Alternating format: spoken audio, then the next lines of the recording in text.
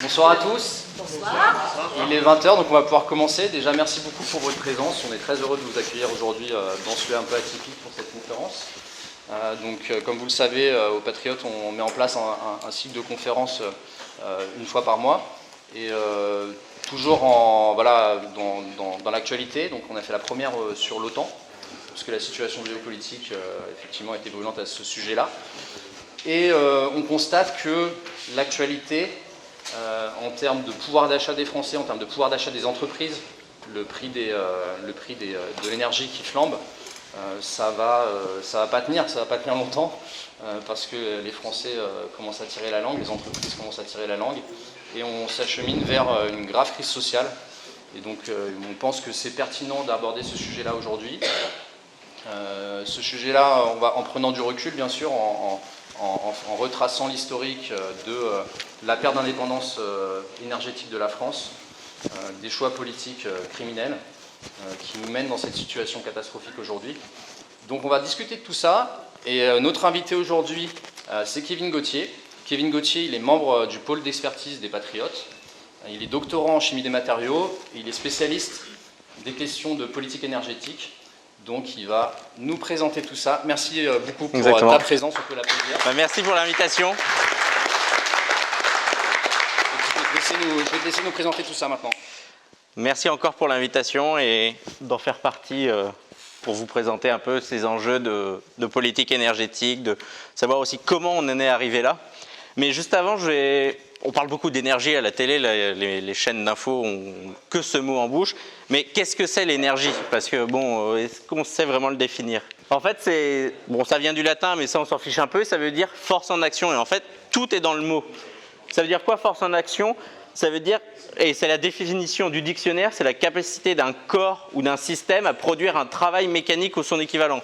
C'est un peu barbare, mais en fait, on comprend bien que si on a le vent qui vient exercer une force sur les pales d'une éolienne, ça va transmettre une énergie, une force motrice pour faire tourner l'éolienne. Et c'est vraiment ça l'énergie, c'est la capacité d'un système, donc ici le vent, qui va venir faire tourner des pales d'une éolienne.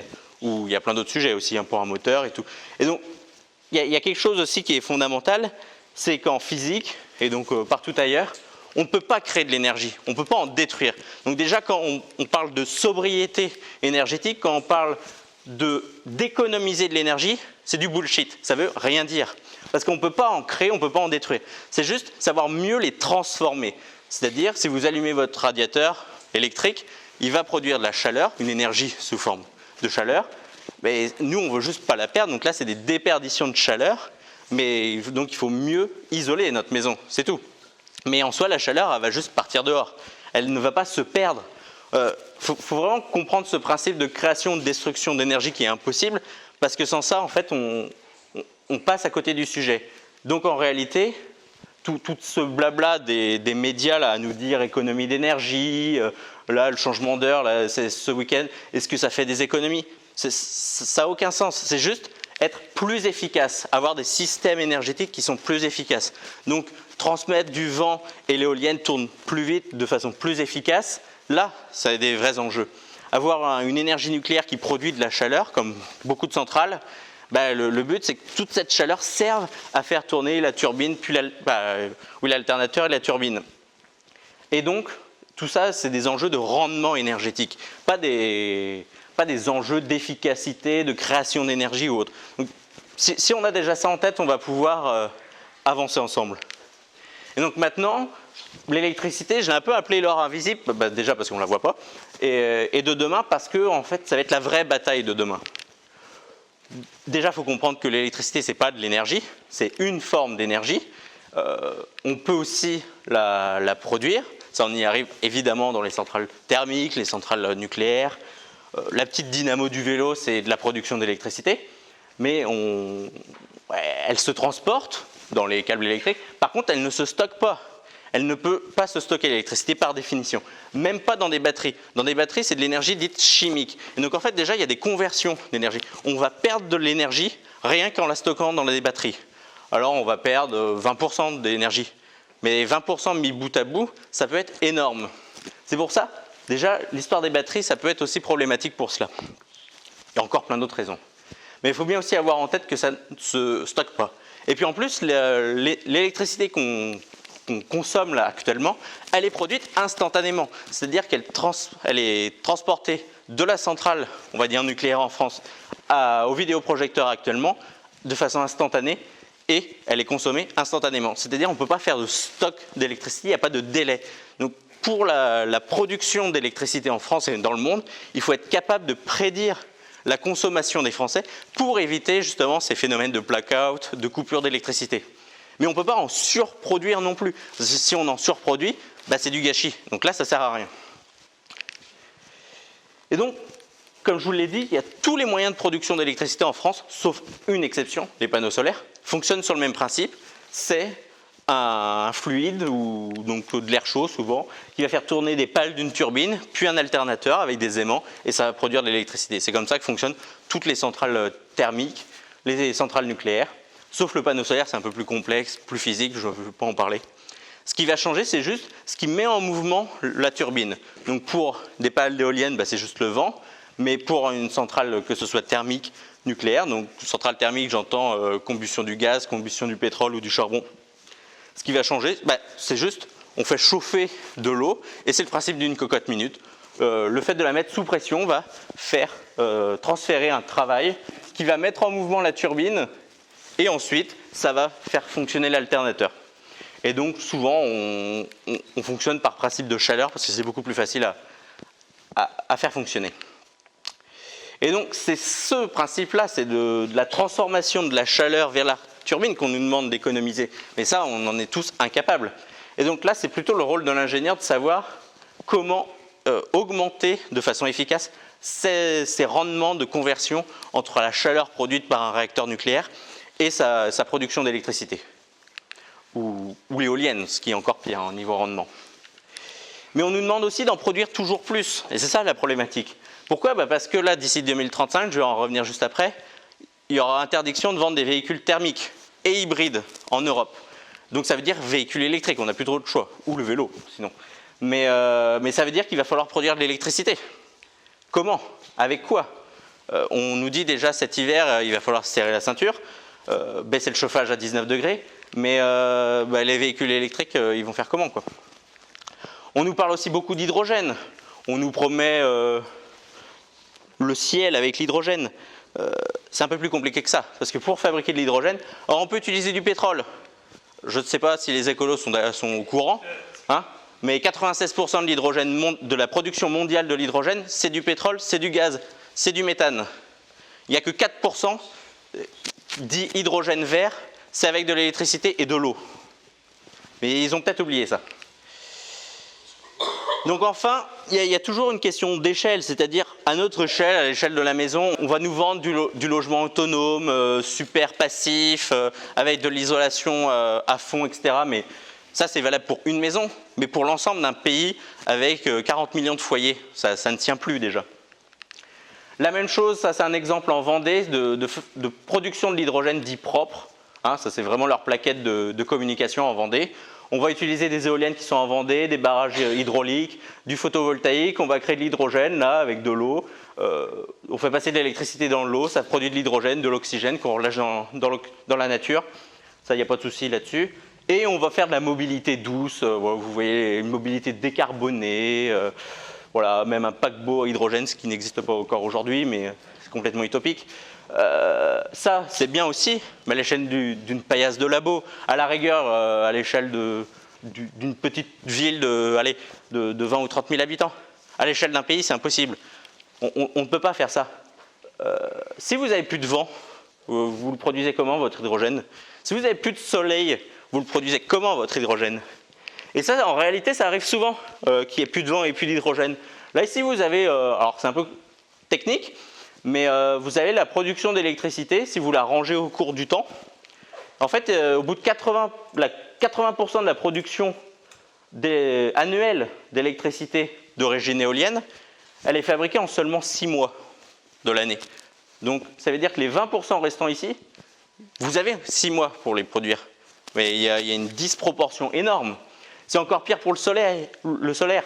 Le soleil, vous produisez les mêmes 80% de l'électricité, mais en seulement 22% du temps, c'est-à-dire même pas un trimestre. Les 3 autres trimestres, on fait quoi? On roule plus à l'hydrogène. On fait quoi? On ne se chauffe plus. On fait quoi? On allume des usines à charbon. C'est ce que fait l'Allemagne, justement, pour cet exemple. Donc, oui, il y a des solutions qui existent pour rendre plus autonome la maison, être dépendant en termes d'alimentation en eau, en électricité, donc les moulins à vent, les petits barrages hydrauliques, pour produire de l'hydrogène vert. Mais est-ce que c'est vraiment applicable à l'échelle d'un pays? Et c'est un peu notre objectif aussi aux Patriotes, c'est de proposer une politique énergétique, mais à l'échelle nationale. Puisqu'on n'est pas juste là pour défendre nos propres intérêts, mais défendre les intérêts de la nation. Tous ces modèles-là, ça ne tient pas. Et je peux vous l'assurer en étant catégorique, il est déjà impossible de produire de l'hydrogène vert dans des quantités industrielles, et il le sera impossible à tout jamais. Ça, faut bien imaginer. Chaque année, on en consomme quand même 50 millions de tonnes, c'est énorme. Ça produit 10 fois plus de CO2, donc à peu près 500 millions de tonnes de CO2 qui est produite par le simple fait de produire de l'hydrogène. Et donc, comme je vous disais, il n'y en a que 4% qui est vraiment vert, qui ne dégage pas de CO2. Et donc, si on veut faire ça en plus qu'avec de l'éolien, qu'avec du solaire, en gros, qu'avec des énergies renouvelables intermittentes, en fait, on ne va jamais s'en sortir. Parce que les entreprises là, qui l'utilisent, l'hydrogène, donc c'est beaucoup la pétrochimie, donc même un peu de métallurgie, mais c'est pour faire des engrais d'ammoniac, du raffinage de pétrole. Si vous coupez le solaire, donc comme on a vu au bout d'un trimestre, les 3 autres trimestres, on met au chômage technique toutes les personnes qui travaillent dans la raffinerie. C'est pas tenable, en fait. Donc c'est pourquoi l'hydrogène vert, dans des quantités industrielles, c'est pas possible. Alors oui, dès qu'il y a une éolienne, on peut en fabriquer, mais l'industrie, elle peut pas dépendre que de cette solution. Et là, je vous parle juste des utilisations actuelles de l'hydrogène. Maintenant, on veut même utiliser l'hydrogène pour le transport, donc faire une voiture à hydrogène. Donc ça demande d'en produire encore plus que 50 millions de tonnes par an. Mais là, c'est complètement utopique. Là. Il faut abandonner cette idée d'utiliser l'hydrogène dans les transports. Ça ne sera impossible avant, je dirais, la fin du siècle. Donc on a le temps de voir en 80 ans. Donc maintenant, avec ce petit postulat posé, je vais vous parler un peu de l'historique de la politique énergétique, globalement le XXe siècle, parce que avant la révolution industrielle, fin 19e, il n'y avait pas grand-chose. Donc on a monté en puissance notre industrialisation, on a utilisé des machines-outils pour mieux produire. Ça s'est développé en Angleterre, puis ensuite dans toute l'Europe, et puis enfin dans tout le monde. Et on a utilisé les énergies fossiles pour ça, parce qu'on ne savait faire que ça à l'époque. Là, je vous parle de quelque chose dans les débuts des années 1900. Le nucléaire, ça n'existe pas. Le photovoltaïque, l'éolien, ça existait par les moulins, mais on ne savait pas en produire de l'électricité. On savait tout juste ce qu'était l'électricité à l'époque. Et donc en parallèle, on a commencé à développer un réseau électrique en France. C'est assez tardif, on est dans les années 30 ici, où ça s'est développé des réseaux d'électricité par îlot en France. Puis ensuite, on s'est dit, il faut peut-être l'interconnecter, parce que c'est quand même plus logique. Mais la date clé, c'est vraiment la fin de la Seconde Guerre mondiale. À partir de là, il y a vraiment une impulsion des gouvernements de faire tout ce qui suit et de développer notre politique énergétique actuelle, notre parc de production d'électricité actuelle. Avant même la fin de la guerre, on est en mars 1945, Raoul Dautry, que vous connaissez peut-être, un ministre pendant le gouvernement provisoire de la République française, ministre de la Reconstruction, a présenté au général de Gaulle l'utilité du nucléaire pour la reconstruction, justement. Et il n'en a pas fallu très longtemps, juste après la fin de la guerre, en octobre 1945, on a créé le commissariat à l'énergie atomique, qu'on appelle le CEA, et dirigé par Frédéric Joliot-Curie, donc un des fils lui, le mari de Joliot-Curie, fille de Pierre et Marie Curie. Et dès 1946, on s'est dit, on va nationaliser toutes les entreprises qui font de l'électricité. Donc là, c'est création vraiment d'un monopole, mais national, de production d'électricité. Et dès 1948, donc vous voyez, 3 ans seulement, il a fallu pour créer la première pile atomique en France, donc qui produit de l'électricité. La pile Zoé, qui était nommée, qui était exposée à Paris. Et dès 1955, on a créé la commission Péon, donc Péon pour production d'électricité d'origine nucléaire. Donc là, il y a vraiment une succession avec la création du CEA, donc de créer un pôle d'ingénieurs pour concevoir les nouvelles centrales nucléaires. Alors c'est passé tout d'abord évidemment par des centrales nucléaires qui produisaient du plutonium, pour des fins militaires. Mais dès lors qu'on en a eu suffisamment pour acquérir notre plutonium pour des fins militaires, on a tout de suite électrifié ces centrales. Et dans les années 70, là c'est vraiment la grosse industrialisation du programme électronucléaire avec des financements qui sont garantis par l'État. Donc là c'est vraiment ce qu'on entend, les plans de sauvegarde, les plans de garantis par l'État actuellement, là, grassement payés par le Covid, ben, ils ont fait la même chose pour le nucléaire. Et ça a marché. EDF s'est pas endetté, maintenant on a nos propres centrales nucléaires, elles n'appartiennent pas à l'étranger. Ça a été, mais vraiment fondamental ici. Et on arrivait à sortir une centrale nucléaire par an à ce moment-là. Et donc justement, pour arriver donc à un parc nucléaire actuel, en 2019, donc qui est ici, donc 56 réacteurs nucléaires, il me semble, avec un en construction, le PR de Flamanville, évidemment, Flamanville 3. Et la dernière mise en service, c'est quand même 2002, ça fait 20 ans. Ça fait 20 ans qu'on n'a pas mis en service une centrale nucléaire en France. Il faut l'avoir en tête pour la suite. Et évidemment, bah, maintenant, il y en a 2 en moins, hein, Fessenheim, 2020, leur fermeture, du premier réacteur puis du second, où Elisabeth Borne s'en félicitait d'ailleurs. Hein. Maintenant, j'espère qu'elle s'en félicite plus. Mais en même temps, si on fait le parallèle de leurs âges, bon, bah, on voit, 20 ans la dernière centrale nucléaire mise en service, donc forcément elle a plus de 20 ans, 20 ans. Et toutes les autres sont beaucoup plus vieilles. Ce qui fait qu'on en a, à l'âge médian, c'est-à-dire on en a 50% qui ont déjà 35 ans. Il faut savoir que ces centrales nucléaires ont été conçues pour produire de l'électricité pendant 40 ans. Donc 5 ans, en fait, il ne reste que 5 ans là. Sinon, on les ferme. Et il y en a 30% qui ont plus de 40 ans, donc elles devraient déjà être fermées. Donc là, on devrait diminuer notre production d'origine nucléaire, d'électricité d'origine nucléaire, tout de suite là, de 30%. Et là, c'est quand même problématique. Bon, elles peuvent fonctionner beaucoup plus, elles peuvent fonctionner jusqu'à 60 ans même. Alors l'État leur a donné que 10 ans supplémentaires, donc jusqu'à 50 ans.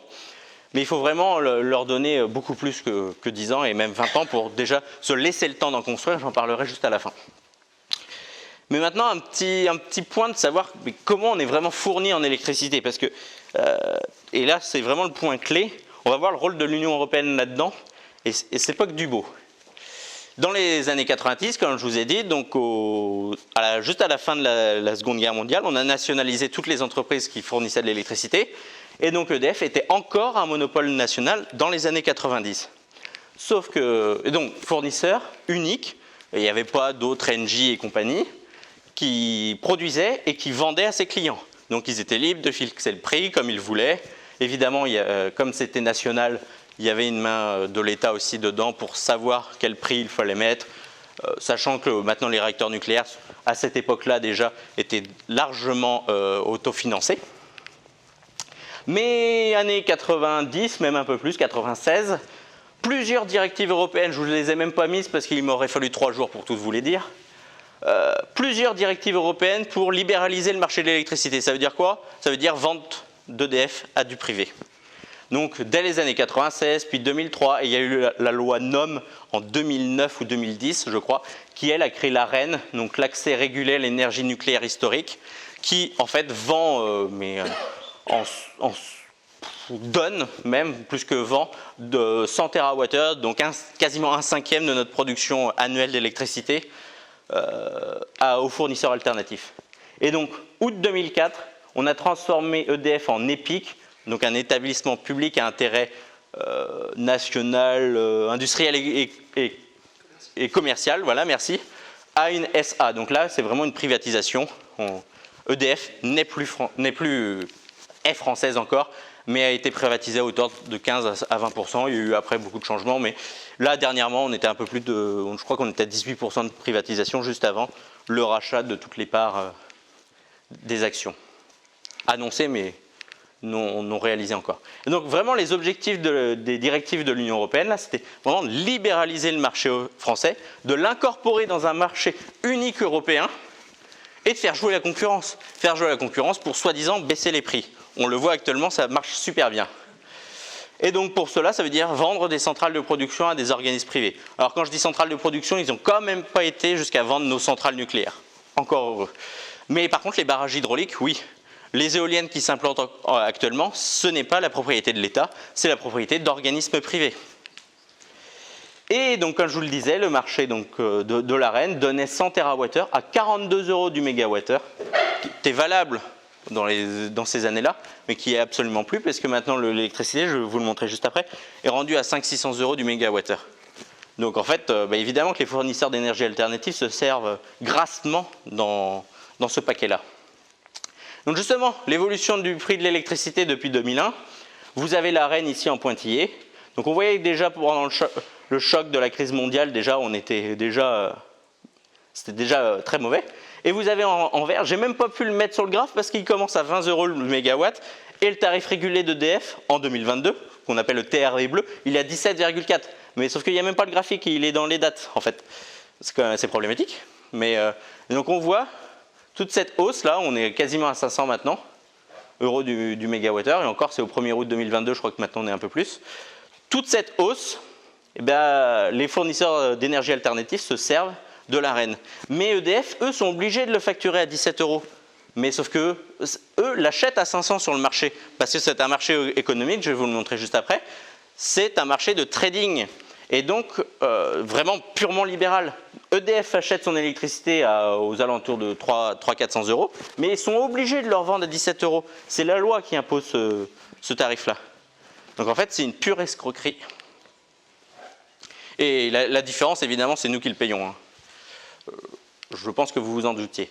Et donc, ils achètent l'électricité. Maintenant, c'est un marché dit de gros, donc c'est vraiment du trading, où on achète de l'électricité fictive sur les marchés. On peut l'acheter jusqu'à 3 ans en avance, jusqu'à la veille de la consommation. Et le prix de l'électricité, comment il est déterminé? Parce que, bon, c'est bien beau de dire on a plusieurs... Parce qu'on a de l'énergie, de l'électricité nucléaire, on a du charbon, on a de l'éolien. Comment on fixe ce prix de l'électricité? En réalité, alors, une phrase un peu complexe, mais c'est le coût marginal de la centrale, souvent thermique, la plus chère qui va produire le dernier kilowattheure consommé. En gros, on va les ranger de celles qui coûtent rien du tout à faire fonctionner jusqu'à la plus chère. On sait qu'on a besoin de consommer une certaine quantité de kilowattheures, et le prix de l'électricité, ça va être le prix de la centrale, de son coût de fonctionnement, la plus chère. Et bien souvent, parce que les centrales thermiques sont très pilotables, on peut les arrêter quasiment instantanément, c'est elles qui vont fixer leur prix. Et c'est pourquoi, dans le graphe d'avant, ça montait en flèche, c'est à cause du gaz, c'est à cause des centrales thermiques au gaz que est fixé le prix de l'électricité, et donc que le prix de l'électricité a augmenté parce que le gaz a augmenté. Et je ne sais pas si vous avez fait gaffe à la temporalité juste avant, bien avant l'invasion de la Russie en Ukraine. Et donc voilà un petit schéma récapitulatif que j'ai trouvé sur YouTube sur comment fonctionne le marché économique européen. Vous avez donc la production qui est EDF, mais aussi d'autres personnes, parce que je vous ai dit qu'on avait vendu des centrales de production. Donc vous avez RTE qui va transmettre l'électricité, puis Enedis avec leur beau compteur Linky. Et donc nous, après, on est facturé. Mais la facturation, il y a l'État qui en prend une partie, évidemment, pour des taxes, pour subventionner les renouvelables, évidemment. La CSPE, la TICPE, et j'en passe des vertes et des pas mûres, il y en a tellement. Et donc le fournisseur, c'est lui qui se paye, donc EDF, mais aussi les autres. Il y a plus d'une quarantaine, je crois, de fournisseurs alternatifs d'énergie en France. Et eux, où achètent-ils leur électricité? Donc sur des marchés de gros, donc c'est vraiment des marchés économiques où ils ne voient passer absolument aucun électron d'électricité. Et donc c'est des marchés qui incluent l'ARENH, mais aussi d'autres choses, des contrats à terme, c'est-à-dire ils vont estimer le coût de l'électricité à 6 mois, à 1 an, à 2 ans, donc ils vont acheter par spéculation de l'électricité. Et donc c'est un marché qui est en constante évolution comme cela. Donc souvent en ce moment, ils achètent très peu d'électricité à 500 € le mégawatt parce qu'ils peuvent l'acheter pour 3 ans en avance. Donc en fait, ils l'ont déjà acheté principalement. C'est juste les petites régulations parce qu'ils ne connaissent pas la production qu'il faudra faire à cause de la météo ou différents comportements. C'est juste ces 500 € le mégawatt qu'on a vu tout à l'heure, c'est juste de l'achat de l'électricité pour ajuster le coût et le nombre d'électricité, la quantité d'électricité qu'il faudra fournir aux Français. Mais c'est quand même une machine qui est impossible à débunker sans sans sortir de l'Union européenne, évidemment, parce que marché économique européen, vous voyez bien, il y a des traités, il y a tout ça qui met en jeu l'ensemble.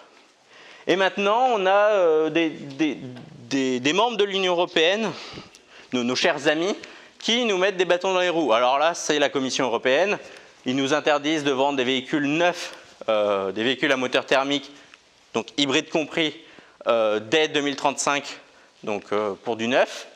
Mais ça veut dire quoi? Ça veut dire qu'il faut passer aux véhicules électriques, parce qu'on n'a pas d'autre choix, comme je vous l'ai dit. Mais on la produit comment, l'électricité? Ça, c'est déjà une première question. Et puis, bon, les matériaux aussi pour faire la batterie, on va les chercher où? En Chine. Mais dans quelles conditions elles vont être extraites? Est-ce que ça va être des enfants qui vont extraire les matériaux? Toutes ces questions environnementales, sociologiques, même de souveraineté, puisque là on va dépendre exclusivement de la Chine, puisque c'est que la Chine qui fabrique les batteries. Même si vous avez une voiture de marque française, la batterie est chinoise, donc en fait c'est une voiture chinoise. Quelle éthique avons-nous à se fournir en Chine qui vont employer ou pas, qui vont réduire en esclavage des enfants pour extraire les matériaux utiles à la fabrication de batteries? Tout cela, il faut y penser en achetant un véhicule électrique. De plus, là, c'est un petit graphe qui a été calculé donc, par un chercheur du CNRS cette année. Ça, c'est les scénarios du GIEC. Donc ça, c'est le scénario de référence. C'est en gros, on laisse faire tranquillement. Donc il y a un petit peu d'électrification du réseau électrique. Donc ici, vous avez la représentation de la quantité de lithium en haut et de cobalt en bas qu'il faudrait extraire par année pour produire les voitures électriques qui seront mises en circulation, pour créer des batteries au lithium. Et en dessous, vous avez le scénario qu'ils ont tous en tête, diminuer le réchauffement global de la Terre à 2 degrés pour 2050. Vous voyez la différence? Donc ça, c'est électrification massive du réseau routier. Et bien là, en fait, on triple la production annuelle, l'extraction annuelle de ces deux matériaux, lithium-cobalt. Mais qui c'est qui va les extraire, ça? Comme je vous le disais, ça va être des enfants. Donc quels sont les impacts écologiques déjà de cette extraction minière? Là, on n'entend aucun écologiste, soi-disant, la Sandrine Rousseau, Yannick Jadot, etc., dire que eux qui prônent le véhicule électrique, ça ne leur pose aucun souci d'aller extraire dans des mines du lithium, du cobalt, et j'en ai zappé des matériaux parce qu'il y en a un peu plus que deux. De même, sur l'esclavagisme des enfants en Chine, là, ça pose aucun problème non plus, éthique. Et puis enfin, économique aussi. À quel prix on va payer ces matières? Parce que si la Chine a un monopole, elle va être aussi libre de fixer son prix, mais l'objectif de la Chine, c'est de s'enrichir. Et donc, elle va fixer son prix à la hausse, évidemment. Enfin, vendredi dernier, donc ça c'était jeudi dernier, donc il y a quelques jours que ça a été fixé là sur les véhicules thermiques. Vendredi dernier, le lendemain, la Pologne a annoncé recourir à Westinghouse, donc une entreprise américaine, pour construire sa première centrale nucléaire, puis d'autres par la suite. On est sur un plan de 40 milliards de dollars d'investissement, donc 40 milliards d'euros, puisque maintenant ils sont à la parité, mais pas la France, pas EDF. Il y avait aussi un concurrent coréen, mais on s'en fiche un peu. Pourquoi ne pas avoir choisi EDF? Donc je croyais que l'Union européenne, c'était les amis, on se tendait tous la main, on dansait tous ensemble. Ursula von der Leyen, elle n'est pas contente de ça? Moi, je n'ai pas entendu sur ce sujet. Je n'ai même pas entendu un seul ministre français parler de ce sujet-là, ce week-end. Donc, qu'est-ce qui se passe là? Maintenant qu'EDF va être entreprise française en plus, entreprise nationale. Donc, c'est le rôle des ministres du budget, de l'économie, de la transition écologique, de dire à la Pologne, tu vas nous choisir. Parce que solidarité européenne, non, il n'en est rien. Donc comment on va faire dans les prochaines années? Alors c'est un peu l'ouverture de la conférence. Donc comme je vous ai dit, réacteur nucléaire qui a au moins 35 ans pour plus de la moitié, et voire pour un bon tiers, plus de 40 ans, dont on a déjà fermé 2, et dont le PA de Flamanville devrait être mis en service que d'ici 2 à 3 ans. Bon, nous, ce qu'on a comme idée aux Patriotes, c'est déjà de les exploiter jusqu'à 60 ans. C'est largement faisable. Et je dirais même plus que 60 ans, mais même déjà 60 ans, c'est largement bon. Mais pour cela, il faut s'activer aussi. Il faut construire des EPR de remplacement, parce que pour remplacer les plus vieilles centrales. Vous voyez, Bugey qui n'est pas très loin d'ici, il y a déjà 4 réacteurs qui ont plus de 41 ans. Donc ceux-là, il va falloir les remplacer vite. Donc l'EPR va pouvoir le faire, mais dans les 10 EPR de remplacement que j'ai calculé, c'est juste pour maintenir la même production d'électricité. C'est même pas pour tenir en compte d'éventuelles augmentations que je vais vous présenter juste après. Donc en fait, il en faudrait 10. Bon, ben, on en a un en construction et on a mis 15 ans. Parce qu'on a perdu un savoir-faire sur la construction. On ne sait plus faire les aciers. C'est quand même dingue. France, terre métallurgique, on ne sait plus faire d'acier pour les centrales nucléaires. Pourquoi? Parce que ça a été remplacé par des modélisations numériques. Et les modélisations numériques, en fait, sont à chier, excusez-moi du terme, mais ne savent plus faire aussi bien que les métallurgistes, dans les fondeurs qu'il y avait, à la couleur de l'acier en fusion, savaient quand est-ce qu'il fallait s'arrêter et couler l'acier. Maintenant, on ne sait plus faire ça. On n'a jamais produit d'aussi mauvais acier aujourd'hui que depuis 40 ans. C'est quand même grave. Et les aciers chinois, je ne vous en parle même pas. Hein. C'est de la merde. Et donc tout cela, ça s'incorpore dans une dynamique de croissance de la consommation d'électricité, quand bien veuillent nos dirigeants. Ça, c'est dans le rapport de la RTE qui est ultra complet, c'est la trajectoire de référence de l'étude, c'est-à-dire il y aura une augmentation de la demande en électricité. C'est un caractère qui est ni pessimiste ni optimiste sur la consommation d'électricité. Cette prévision de consommation d'électricité n'incorpore même pas la réindustrialisation de la France. Non, non, là on est dans le cas actuel, ça augmente parce qu'on va créer un peu d'hydrogène, comme vous pouvez voir là. On va évidemment électrifier encore un peu plus l'industrie pour supprimer la dépendance gaz. Tout ça, ça a été fait avant la guerre en Ukraine. On va évidemment augmenter l'électrification dans les transports parce que, et ils disaient dans leur projection, ce n'était pas encore voté dans l'Union européenne, fin de la vente des véhicules thermiques en 2040. Donc déjà, en fait, l'étude elle est caduque parce qu'on aura 5 ans d'avance. Donc il faudra en fait décaler un peu tout ce graphe encore un peu plus vers la gauche. Et donc une augmentation encore un peu plus grande vers 2050. Donc vous voyez déjà c'est une trajectoire de référence mais qui est caduque. Le rapport il a 1 an. Et enfin avec le résidentiel ou le tertiaire, donc principalement les bâtiments pour les grands bureaux, avec des légères diminutions. Tout ça c'est 35% d'augmentation de l'électricité. Si vous partez de la valeur aujourd'hui jusqu'à la valeur... ça avec 35% d'augmentation. On la produit comment cette électricité?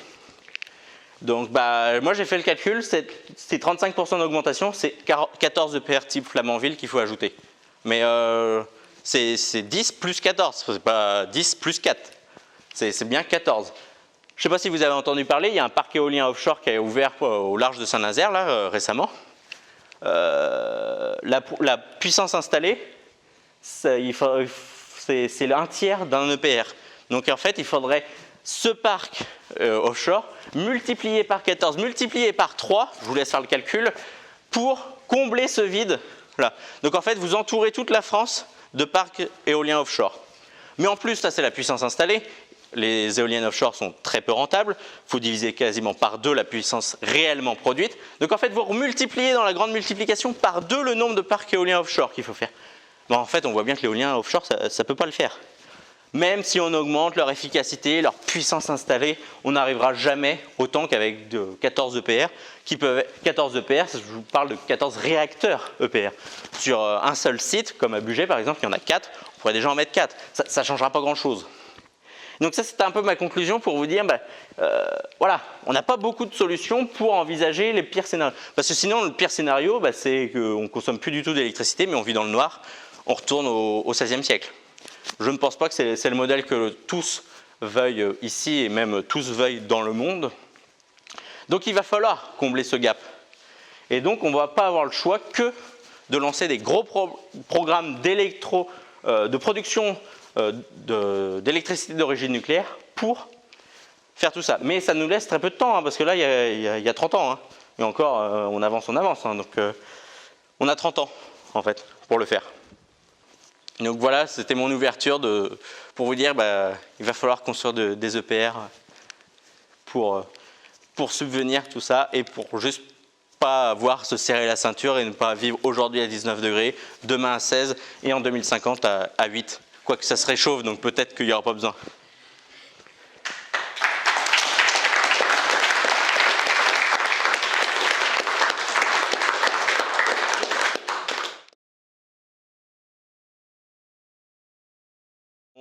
On pourra, si avec un bon régime, un bon mode de fonctionnement, 10 ans, ça devrait le faire.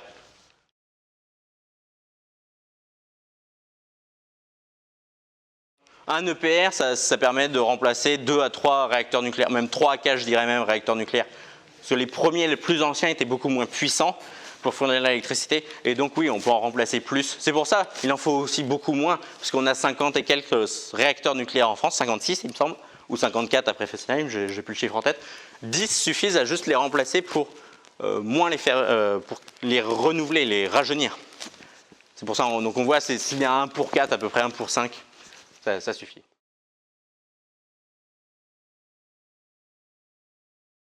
Parce qu'en fait, dans la batterie, bon, je ne mets pas de planche là-dessus, mais dans la batterie, c'est une conversion qu'on va faire de l'électricité en énergie chimique. C'est-à-dire, elle va vraiment être stockée de façon chimique. Et d'ailleurs, si vous laissez une batterie même de voiture sans utilisation, au bout d'un certain moment, elle se décharge. Donc, c'est déjà même pas un mode de stockage efficace. Donc pourtant, on peut le faire du transitoire comme ça si on en produit plus. Par exemple, actuellement, si on avait ce genre de système, on pourrait stocker dans des batteries et se dire peut-être que dans un mois, quand il fera un peu plus froid, on aura plus besoin d'électricité, on pourra les reconvertir. Mais déjà, il y a un rendement qui n'est pas de 100%. Et en plus, au cours du temps, ça peut s'amenuiser. Donc c'est une solution, mais si on parle là de sobriété énergétique, de ne pas gaspiller de l'énergie, c'est ça aussi, c'est augmenter au maximum nos rendements et donc stocker juste en batterie, c'est pas la solution.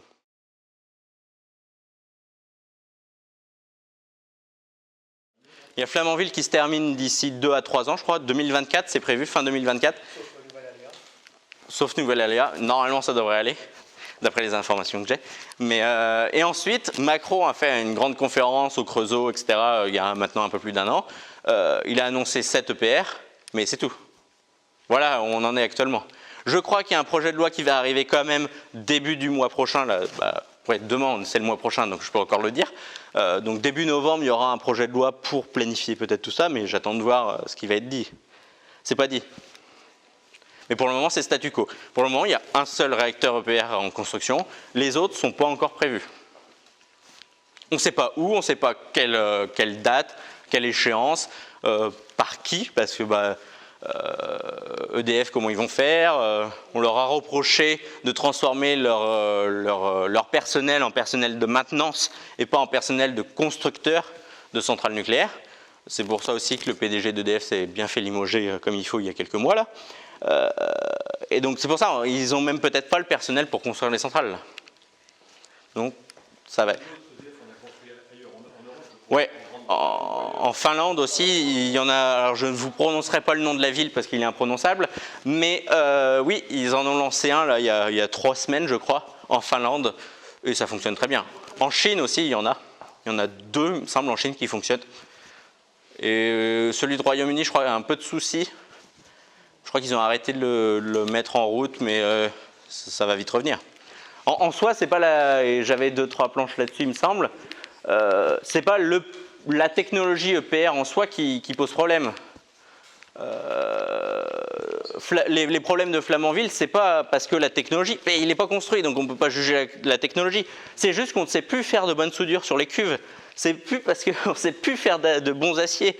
C'est ça le souci de l'EPR, plus que la technologie qui est caduque. Ouais, c'est ça. Parce que dans les aciers, il y avait des rotassures dedans, donc il y avait des porosités dans les aciers, donc des trous en fait. Et ça, c'est pas acceptable. On n'a plus de soudeurs hautement qualifiés pour justement assembler la cuve. Parce qu'on ne peut pas faire couler une cuve, ça ne tient pas debout. Donc c'est pas juste dû aux réacteurs de la 3e génération, c'est des réacteurs de la 3e génération, donc contrairement ce sera le même principe, hein, ça sera une cocotte minute avec de l'eau en ébullition, sous forme vapeur. Mais la 3e génération veut dire qu'ils sont encore plus sécuritaires que ceux actuels. Et en plus de ça, produisent beaucoup plus d'électricité. C'est pour ça qu'on peut en remplacer plusieurs.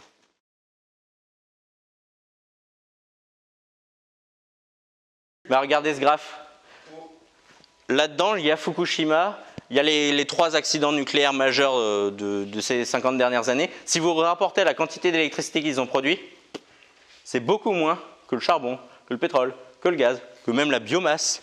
Que tout ça. Et même les panneaux photovoltaïques qui ne sont pas sur le graphe, désolé. Mais ce que je veux dire, c'est qu'il ne faut pas faire d'économie sur la sécurité. Évidemment. Et ça n'a jamais été le cas pour la France. L'utilisation de l'énergie hydraulique, ça donne le barrage de Jouglan, Ouais. qui pourrait submerger Oui. l'Iran sous 5 mètres d'eau. Oui. Et il y a autre chose, on ne peut pas se permettre non plus une politique agressive et belliciste. Parce qu'un pays qui a 56 réacteurs nucléaires ne peut pas recevoir même une bombinette hypersonique. Oui. Hier, j'écoutais une émission sur la relation entre les États-Unis et la Chine, et il était dit qu'il va falloir que l'OTAN entre en guerre contre la Chine.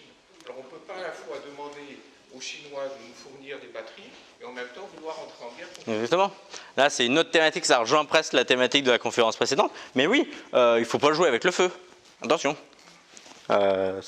Mais le moyen de production en temps normal, parce que là, il n'y a pas trop de guerre à ce moment-là, ça ne tue pas. Parce que là, en fait, le nucléaire, c'est un peu comme un avion. Hein. Il tombe, ça va faire beaucoup de morts. Mais il transporte beaucoup. L'avion, c'est le moyen de transport le plus sûr au monde. Même le vélo tue plus. Le nucléaire, c'est pareil. Un barrage, comme vous l'avez dit, s'il cède, il peut décimer une population entière. C'est déjà arrivé en Chine, à plusieurs endroits dans le monde. Les panneaux solaires, si vous les montez du toit, le gars tombe, il peut mourir.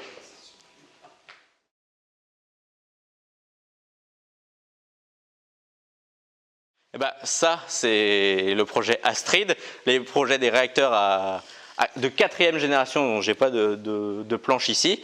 Le CEA avait un programme là-dessus pour créer un réacteur pilote d'ici les années 2050 pour justement prévoir l'après. Ils avaient tout planifié, ils savaient combien de paires il fallait qu'on construise, qu'au bout d'un certain temps commençait la construction des réacteurs à neutrons rapides comme on dit, qui sont encore plus efficaces, qui nous permettent même de ne plus avoir de demande d'uranium de la ressource, donc fonctionner en cycle fermé. Macron, dès qu'il est arrivé en 2017, a fait suspendre ce projet. Purement idéologique. Et ça a été... Oui, voilà.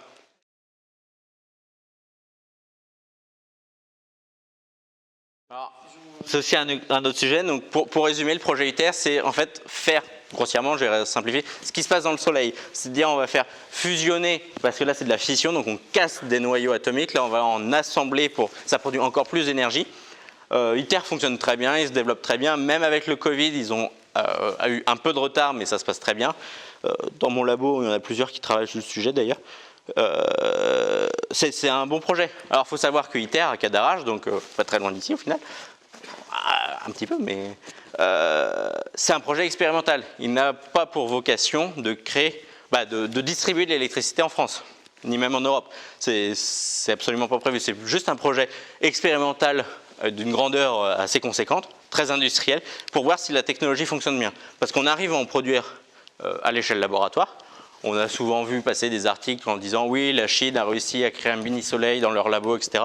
Oui, c'est bien, mais une demi-seconde. Là, le but, c'est d'en produire tout le temps, quoi. Donc après, on va avoir une quantité d'énergie folle, d'électricité assez conséquente. Donc là, c'est un très bon point. Mais là, il ne faut pas compter là-dessus pour combler le gap à 2050. Ça, c'est 2100. Donc on ne sera plus là, même pour les plus jeunes.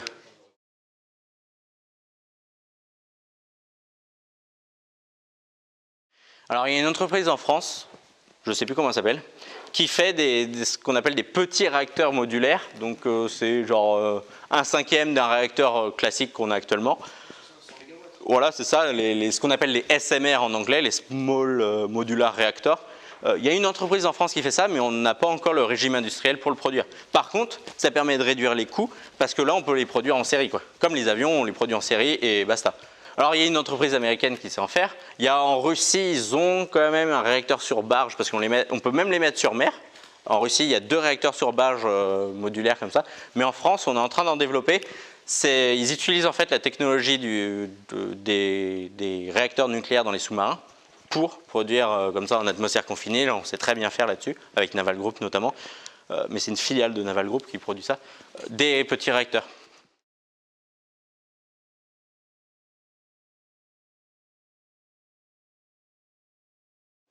Alors le thorium, c'est encore de la fission quand même, mais c'est le même principe. Après sel fondu, c'est juste c'est des sels en fait qui vont servir à refroidir le thorium et à faire tourner l'alternateur. C'est en fait, on supprime juste la vapeur sous forte pression de la cocotte minute. Là aussi, le thorium, il y a des pistes. C'est absolument c'est très peu développé en France. Même au CEA, dans les recherches très fondamentales, ils l'ont abandonné. Il faut juste une réaction qui permette d'initier la réaction en chaîne du thorium, la fission du thorium, et ensuite tout se passe bien aussi.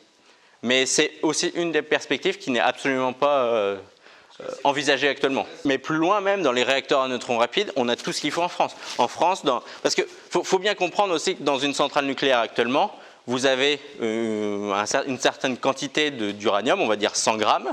Il n'y en a que 5 qui servent effectivement à produire de la chaleur pour produire de l'électricité.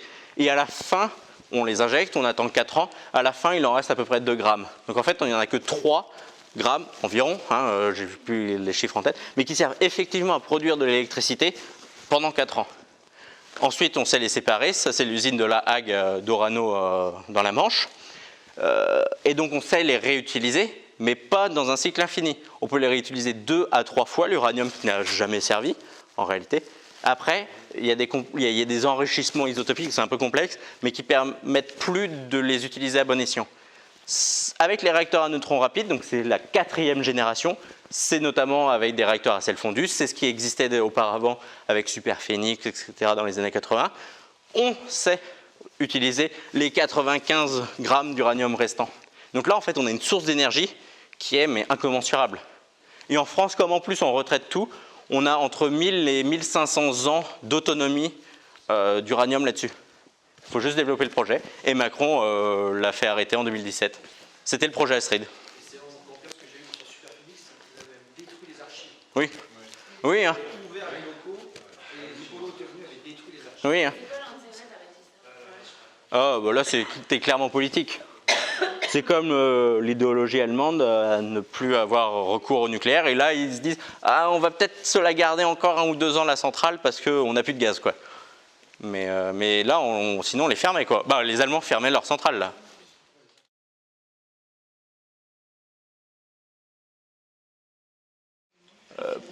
Pour éviter cette hausse, bah, il suffit de la diminuer, tout simplement. Pour combler le gap de production à faire, bah, vous diminuez la consommation. Donc ça, c'est les passes énergétiques. Et c'est ce qu'ils ont en tête à des échéances, on va dire, même pas 10 ans. Je prends des sécurités, mais à mon avis, ça viendra même bien avant. Ça va être l'idée d'une carte crédit carbone. Quand vous allez faire vos courses, on va avoir un certain nombre de seuils de carbone, de CO2 à consommer. Et après, on ne pourra plus rien acheter. Il y aura des passes énergétiques, vous pourrez, en fait, l'interdiction de la voiture thermique, déjà, c'est un pass énergétique déguisé. Vous n'aurez plus le droit d'acheter une voiture électrique, une voiture thermique neuve d'ici 15 ans, même pas, 13 ans. Donc ça, c'est un pass déguisé, en fait. La vignette critère pour les ZFE, les zones à faible émission, je ne sais pas si à Lyon, il y en a une qui va se développer, ça ne m'étonnerait pas du maire. À Toulouse, c'est pareil, 2025, les critères en dessous de 2, je crois, n'ont plus le droit de circuler dans le centre-ville. Ça, c'est une directive européenne aussi, et ça, c'est un pass énergétique déguisé. Mais donc voilà, toutes ces idées de ZFE, etc., c'est beau, c'est pour la planète, c'est pour rendre une mobilité plus durable. Tous ces beaux termes-là, c'est des passes énergétiques déguisés, c'est des crédits carbone, c'est tout ça en fait. Oui, en fait, on va appliquer un peu la décroissance des écolos. Voilà, c'est exactement. Je ne suis pas sûr que la voiture de Jadot ce week-end ait été une électrique. Et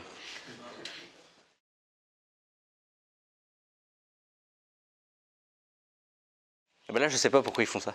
En tout cas, c'est un coup d'épée dans l'eau, c'est un coup de poignard dans le dos, mais je ne sais pas pourquoi ils interdisent les véhicules. Si, en réalité, c'est pour tenir les objectifs de la COP21, les accords de Paris sur le climat, etc. Mais là, c'est purement politique. Mais ils ne proposent pas de solution derrière. Donc en fait, là, c'est toute l'Union européenne qui va être bloquée d'ici 2 ans. Ou alors, une autre solution, c'est qu'on va acheter massivement des véhicules thermiques, efficaces ou non, avant 2035, 2030 à 2035. Comme ça, ils vont pouvoir nous durer plus longtemps. Mais après, la solution se posera quand il faudra les remplacer.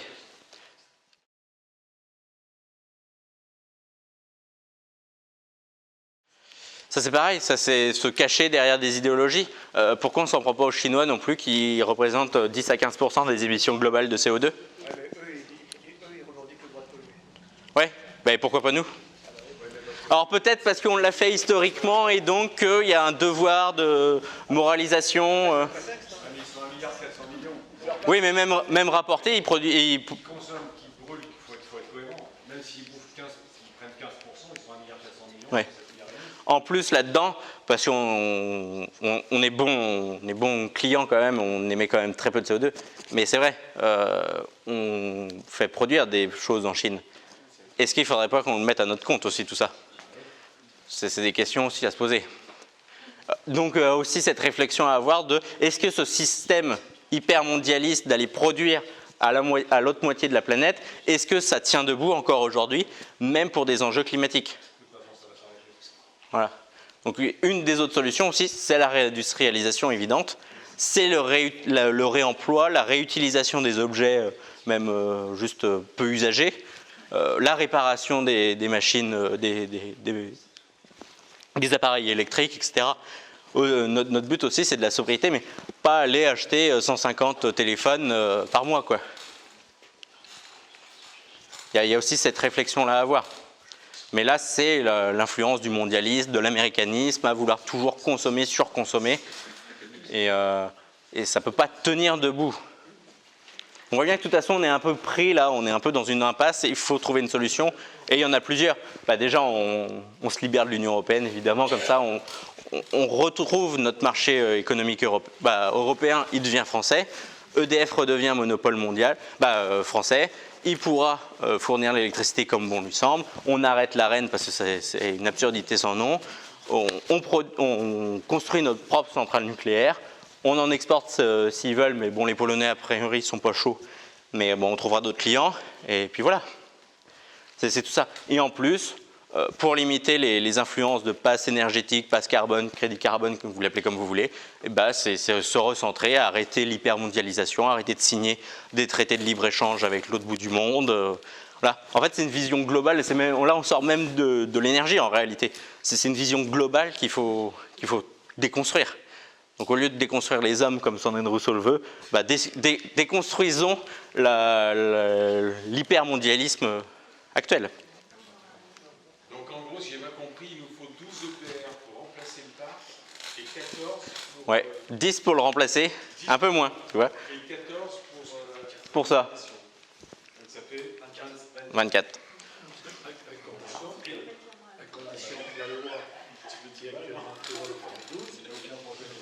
Voilà. Il y a aussi des conditions, à condition aussi de supprimer la loi qui nous dit qu'il faut fermer les centrales nucléaires, parce qu'elle est encore en vigueur là. Il y a encore une loi qui nous dit qu'il faut fermer des centrales nucléaires d'ici je ne sais plus quand.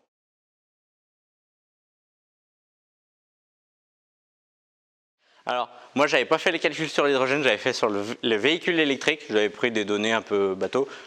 Si on remplace même d'ailleurs tout le parc de voitures thermiques en France, du particulier, j'ai pas compté les camions poids lourds, c'est un peu plus technique, c'est 6 à 7 EPR pour l'ensemble de nos véhicules particuliers de voitures, pour des véhicules électriques. 24 plus 6. Oui, évidemment. Ou alors c'est la petite partie ici, mais là, il n'y a pas tout. Hein. Mais pour l'hydrogène, il faut plus. Voilà. Parce qu'en plus, le stocker, c'est plus compliqué, l'hydrogène. Ça fragilise les matériaux. J'ai assisté à une conférence sur les matériaux la semaine dernière. Sur tous les matériaux, l'hydrogène, ça le fragilise. Titane, acier, nickel, aluminium. Donc, c'est compliqué de le stocker. Il y a différentes façons de stocker l'hydrogène. On peut justement, le fait qu'il soit très petit, on peut le stocker sous forme métallique même. On peut l'insérer dans un métal et il est stocké. Mais moi, je vous parle surtout de le stocker à long terme. Dans un véhicule, il n'y a aucun problème. À Paris, il y a des taxis qui fonctionnent à l'hydrogène. L'hydrogène en soi, mais c'est toujours une question d'échelle. À petite échelle, ça marche super bien. La question c'est pourquoi tu veux stocker à long terme? Parce qu'il faut le produire.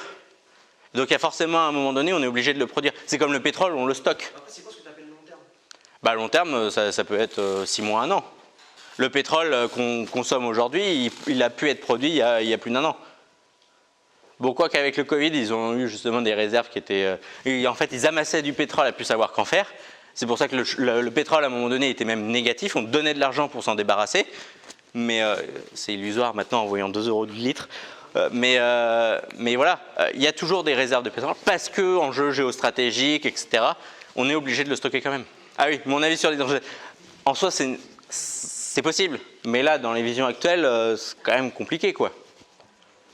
Même avec des petits réacteurs modulaires, on peut, mais Et puis ensuite, ça aussi, là c'est juste sur les questions énergétiques, ça nous pose aussi la question de savoir comment on approvise les stations-service en hydrogène. Il y a des enjeux. L'hydrogène, c'est un gaz assez dangereux, très inflammable, explosif. Est-ce qu'il y a des solutions pour remplacer les stations-service actuelles par une voie avec l'hydrogène?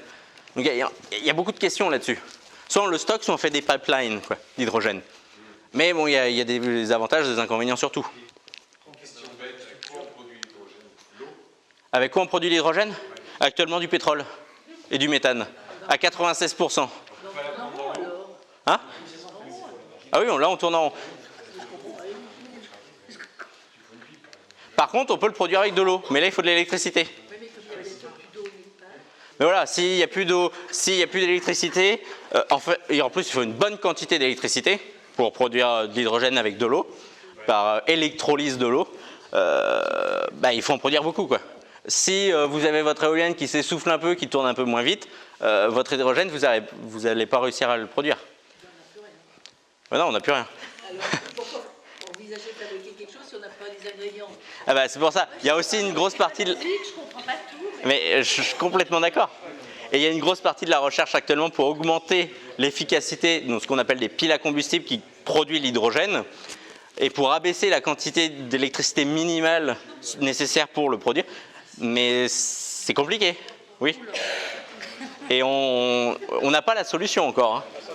Mais comme pour les panneaux photovoltaïques, on n'a pas une bonne solution qui permette de bons rendements. Parce que votre soleil, il tape votre panneau, mais en réalité, il n'y a qu'une infime partie de l'énergie solaire qui sert effectivement à produire de l'électricité. C'est 20%.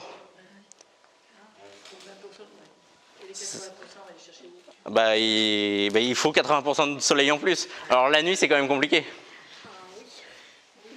Et en hiver aussi. Hein. Ouais. Ça. Utiliser l'énergie du soleil qui rebondit dans la lune, peut-être que...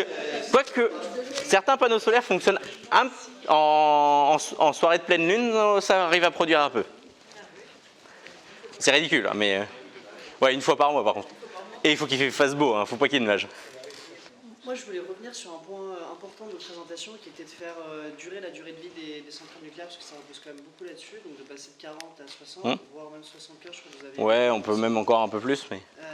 Dans quelle mesure, en fait, du coup, moi, j'ai pas la vision technique d'une centrale, en fait, qu'est-ce qui peut se détériorer, sur quoi ça joue la durée de vie d'une centrale, et je fais le lien avec les questions de corrosion qu'on a eues là cet été, Ouais. Donc en fait, il y a plusieurs principes. Tu as une cocotte minute où tu as vraiment l'uranium, il vient fissionner, ça produit de la chaleur, et donc ensuite tu as des tuyaux pour refroidir, et puis tu as un deuxième circuit, le circuit secondaire, voire un circuit tertiaire, où en fait tu viens toujours refroidir de l'eau. C'est dans ces tuyauteries souvent qu'il y a des problèmes de corrosion, parce que tu as de la radioactivité du fait qu'il y a de la fission de l'uranium, et souvent c'est des tuyaux en nickel. Et le nickel, sous des effets radioactifs, peut se désagréger et faire des largages de nickel dans l'eau. Donc là, ce n'est pas de l'eau qui est relarguée dans la nature. Ça, c'est des circuits qui sont ultra contrôlés parce que radioactifs. Donc ça, l'eau, c'est un circuit fermé en fait. Et c'est dans ces tuyauteries qu'il y a des problèmes de corrosion. Après, on sait les quantifier parce qu'on sait mesurer. Par exemple, en mesurant la quantité de radioactivité dans ces tuyaux, on sait combien il a été relargué d'éléments. Et donc, on sait suivre la cinétique de dégradation des tuyaux. Et ensuite, il y a d'autres phénomènes où il y avait des fissures présentes, par exemple dans la cuve, dans la grosse cocotte minute du réacteur nucléaire. Et donc là, on sait qu'il y a quelques micro-fissures à certains endroits. Et là, on les contrôle systématiquement alors pas à chaque recharge, mais là, pour les visites décennales, on les a ultra contrôlées. C'est pour ça que ça a pris 6 mois, 1 an, parce que ça a demandé des techniques assez dingues. Et on les a cartographiés, on a fait des suivis de propagation de la fissure, de regarder si elle s'est développée, si en fond de fissure, en plus, il y avait des espèces qui auraient pu provoquer des choses. C'est qu'il y a une fissure, finalement... Voilà, et que la cocotte minute, en fait, cède. D'accord, ok. On va prendre encore 2 questions, s'il vous plaît. Mais là, on n'est absolument pas sur ce point-là. Hein. Ouais. On parle beaucoup de questions techniques, mais ce que je pense aussi, c'est qu'il y a peut-être aussi une volonté d'asphyxier énergétiquement l'Europe pour la désindustrialiser. C'est ce qu'on observe en fait. C'est ce qui explique d'ailleurs une politique, on va dire, énergétique aussi catastrophique avec les centrales nucléaires. c'est allié aussi à ce qu'on a vu avec l'explosion du Nord Stream 2, pour en fait, on va dire, aspirer, que les USA aspirent en fait Bah oui. l'industrie européenne. Donc, Oui. Là-dedans, il y a des enjeux aussi géopolitiques, géostratégiques, économiques, évidemment. ouais. Et c'est pour ça que bon, Macron parle d'EPR ou parle de centrales nucléaires, qui va lancer la nucléaire. Il faut quand même avoir des doutes sur sa volonté réelle de le faire. Bah, c'est pour ça que j'attends déjà une planification des futurs EPR, ce qui n'est pas encore le cas au bout d'un an. Je croyais que c'était un enjeu de politique générale ultra rapide.